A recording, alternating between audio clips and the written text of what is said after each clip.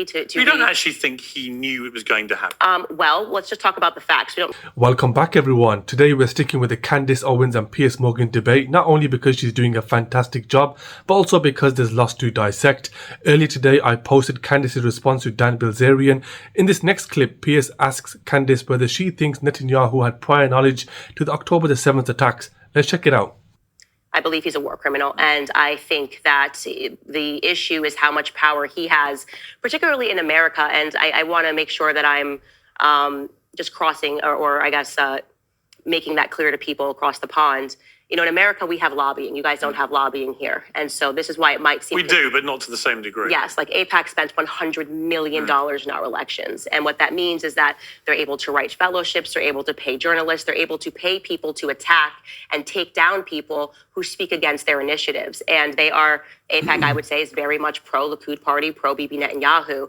And this is why you have seen people like me being attacked in the way that they have been attacked for what I believe is just a human stance on what's happening to the Palestinians. I don't care if you had flipped it, if it had not been Israelis, if it had been, you know, if it had been Christians doing this to Muslims, I would say the exact same thing based on the images that I've seen. But there is a ton of evidence that Bibi Netanyahu allowed October 7th to take place, including the things that we found out, because I now read Haaretz daily You don't actually think he knew it was going to happen? Well, let's just talk about the facts. We don't have to speculate on that. What we do know is that they did intercept the hostage plan before it took place, right? The 250 hostages that came out in Haaretz media. We also know that Egypt gave them a warning that the attacks were going to take place. Egypt said that they were being ignored. That was a fact.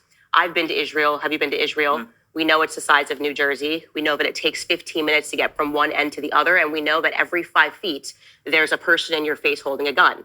That attack went on for 2 hours without interruption. I find that hard to believe. And this gets to the, I guess you could say, the nucleus of the corruption trial against him, when now he's even arguing with the IDF minister who he fired, Yoav Gallant, am I saying his last name correctly, where they're saying that some funny stuff happened on October 7th, and they are explicitly accusing him of feeding lies to the Western media.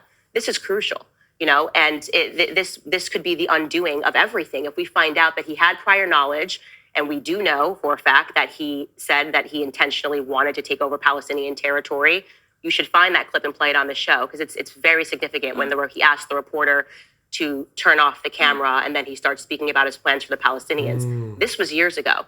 I think Bibi Netanyahu is a monster, and I think the people that are still standing by him and supporting him, you know, I wouldn't want to have that on my conscience.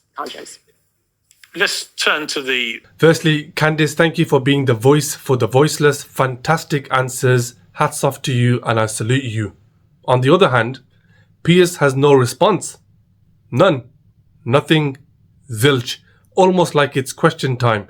He follows her responses with a question. I won't reiterate what Candace said. However, back in December 2023, the New York Times released an article stating that the Israeli officials obtained a 40-page document almost a year before the incident happened. The document itself did not state a date, but was reported the incident followed the blueprint to shocking precision. Candace, again, what a fantastic response. I'm going to post the next segment of the debate shortly and then compile it into one video.